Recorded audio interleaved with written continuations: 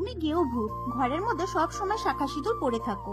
এই কমেন্টটা আগে একটা পোস্টে, যেটা আমি শাঁখা সিঁদুর লাল শাড়ি পরে ফটো দিয়েছি, সেই ফটোতে এসে একজন দিদিভাই কমেন্ট করে দিয়ে গেছে।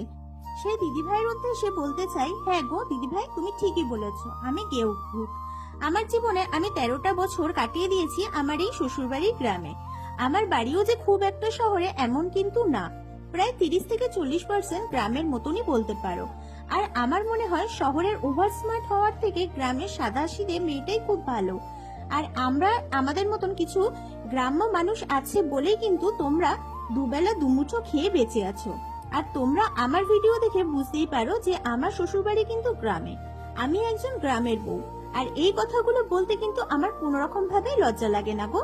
আর কেউ যদি এই কথাগুলো বলে থাকে, তাতেও আমার কিছু যায় আসে না। আমি জানি তুমি এই কথাটা আমাকে হার্ট করার জন্যই বলেছো, কোনো লাভই হবে না গো। তোমার প্রোফাইলটা ঘুরে দেখে এসেছি, তাতে আমি যতটা বুঝলাম তোমার হয়তো আইডিটা ফেক।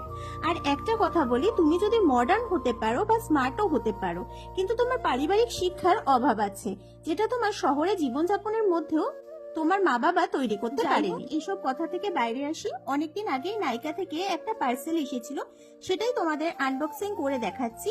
এই লিপ বামটা আমি ফার্স্ট টাইম ইউজ করছি। তোমরা আগে কেউ যদি ইউজ করে থাকো, অবশ্যই কিন্তু আমাকে একটা রিভিউ দিয়ে যেও। তো আজকের ভিডিওটা কেমন লাগলো অবশ্যই কমেন্ট করে জানিও। তো দিদি ভাইয়ের উদ্দেশ্যে কিছু কথা বললাম, প্লিজ রাগ করো না।